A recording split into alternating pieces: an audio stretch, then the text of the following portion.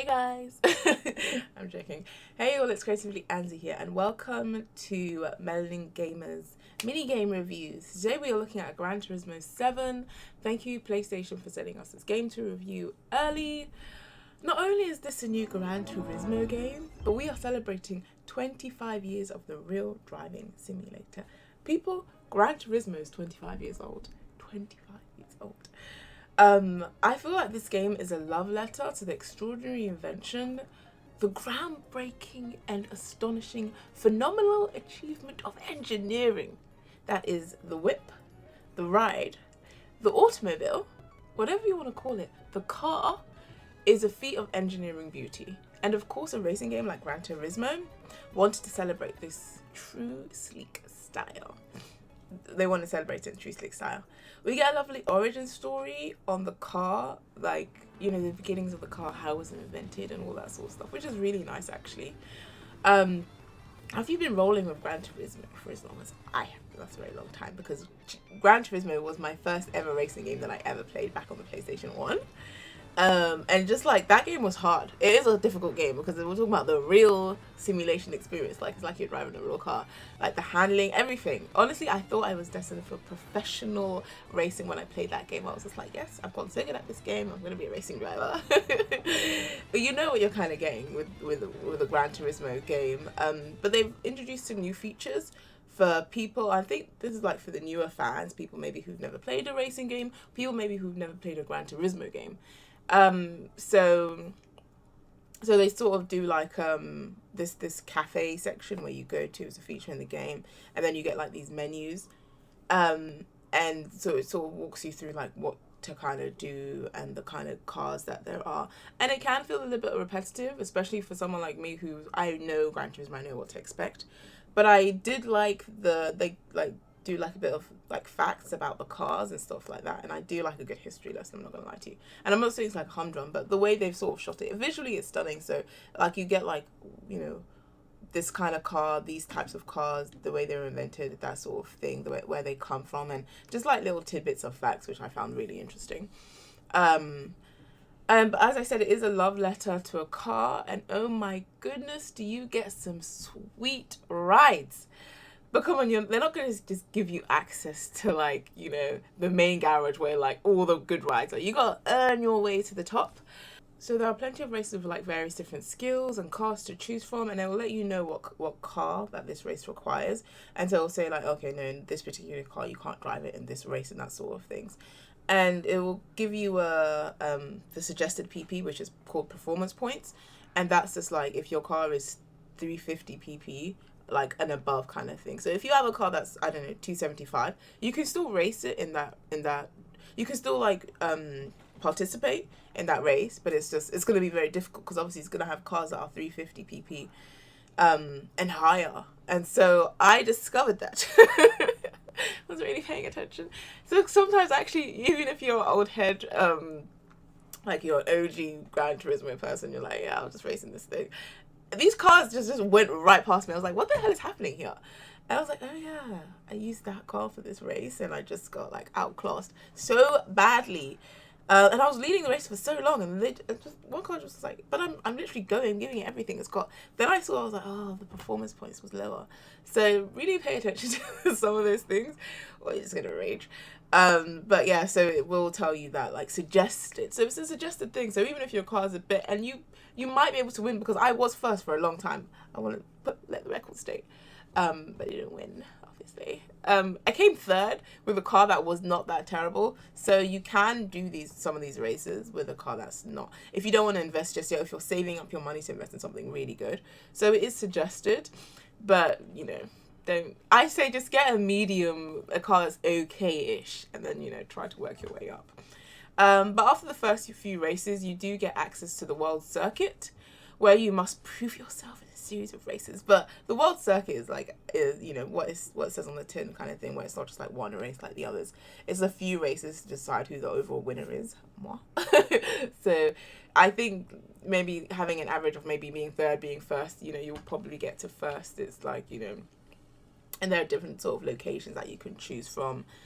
which is really cool with sort of different kind of cars as well, and just like working your way up and being able to buy cars from the garage, used cars, and also some of the races you get given cars as well, which is really good, very handy, because some races require a particular car that you get gifted, so you don't have to buy it.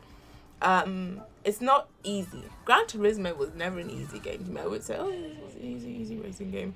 I feel like whatever difficulty you kind of play on. I was playing it on hard mode, so there is that part. Don't know why. But the drifting and all of that sort of stuff. When they said real life simulation, they meant real life simulation, yeah.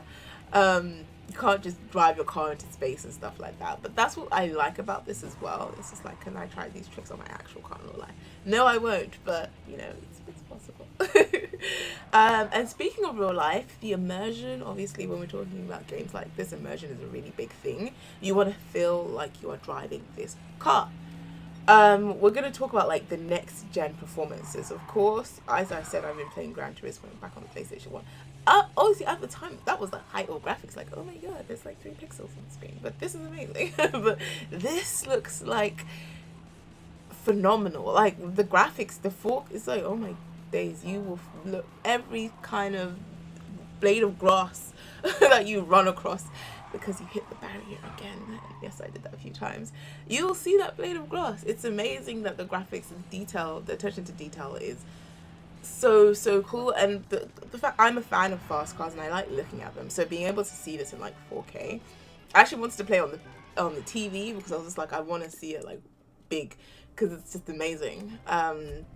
I did play it on the monitor when I was gaming, because that's like what it's set up on, but I've put the PlayStation in the living room so that I can try it out on the big screen, because it's just so stunning. It's a really, really beautiful game to watch. And obviously because it's like, you know, fast cars and stuff like that, you want to see that in all that 4K glory. But they've also like really utilized the PlayStation 5's features really well, the haptic feedback, and like feeding like every sort of gravel. You will feel that under your tire, that tiny little gravel, when you're hitting the bumper. We're going into the how many times did I freaking go off the road? Loads of times, but it doesn't matter, because at least I was immersed in it, and I was immersed in going off the road and going last and having to catch up all over again. So yeah, they've really done really well. The braking system, all of that you can really feel in the vibration of the controller and that sort of stuff, and it's really amazing how they've really sort of utilize all these next gen features and to really immerse you in the game, which I love, because I want to feel like I'm Lewis Hamilton in these streets. Yeah, I want to feel like I'm Lewis Hamilton. I'm kidding, but it was so much fun.